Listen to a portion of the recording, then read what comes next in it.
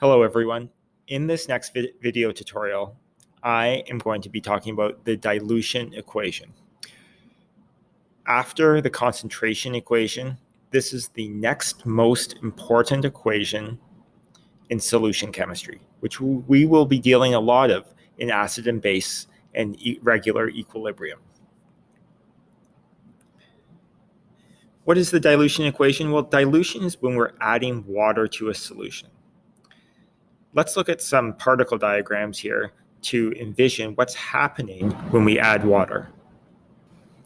So a dilution always has a before and after point. Before just means what we're starting with, and after means after we've added the water. We're always talking about a concentration change here, a concentration of some chemical substance. So let's just imagine here we have 5 milliliters of some chemical, and for simplicity's sake, there's 3 individual particles. Okay. Now we add 45 milliliters of water, so now we have a total volume of 50 milliliters. So how many particles do we have now? Well, still 3. By adding water, we have not changed the quantity of solute. What we have changed is simply the amount of solvent that the solute is dissolved in. Or in reference to the molarity equation, we are not changing the numerator, the moles, we are only changing the volume.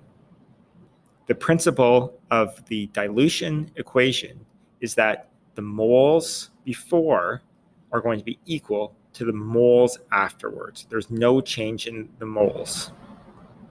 So how do we know how many moles are present before? Well, we use this equation here. Let's rearrange this, and that N is equal to concentration times volume. If I have a solution and I want to know how many moles of the solute there are, I multiply the concentration by the volume. Afterwards, the equation is the same. The moles afterwards is equal to concentration times volume.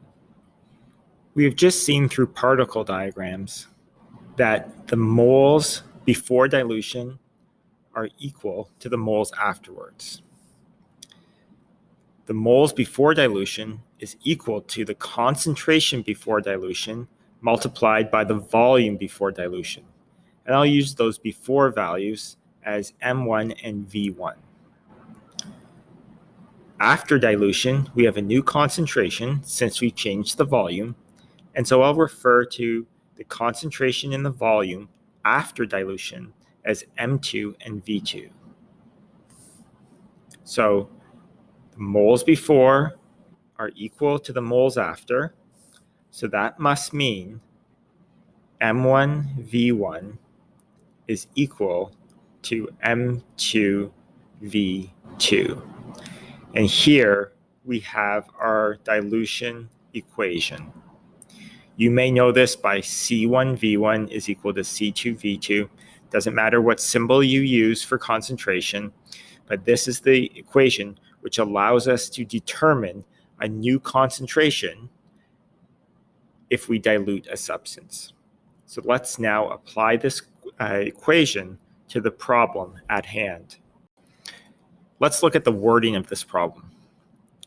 I'm given a volume and a concentration of a solution, and then I see the words water was added. That few words right there tells me we're going to have a dilution problem. So the dilution problem is going to be solved using the dilution equation. M1V1 is equal to M2V2. Let's see what values we know. Well, M1 refers to our initial concentration before dilution. So that's what we have right here. So M1 is equal to 1.0 moles per liter. V1 is the volume before dilution of the solution. That's going to be our 5 milliliters.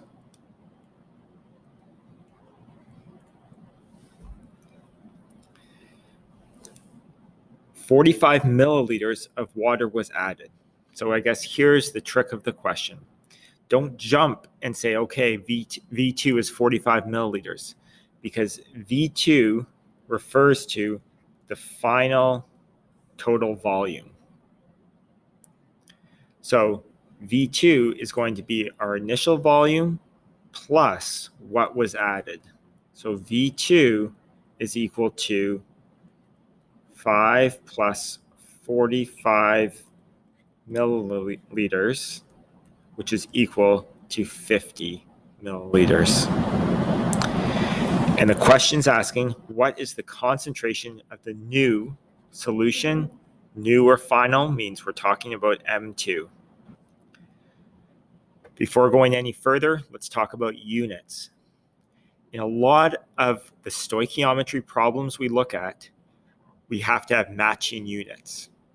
As in, if we have volume expressed in liters in one part, we must have volume expressed in liters in another part. That is not exactly the same for the dilution equation.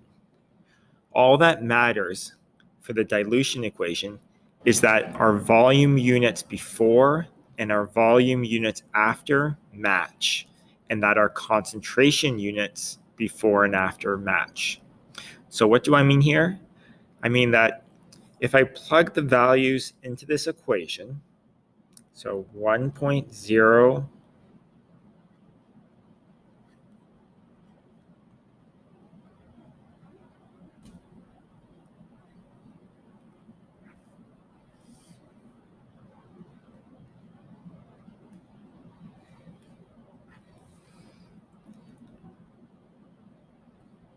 I see that I have a volume in milliliters in the numerator, a volume in milliliters in the denominator.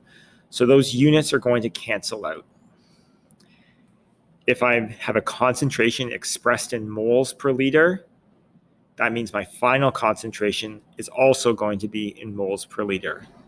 So make sure the concentrations or the volumes before and after match in terms of their units, and then you don't have to change anything. We solve this equation, we get a new concentration of 0.1 moles per liter.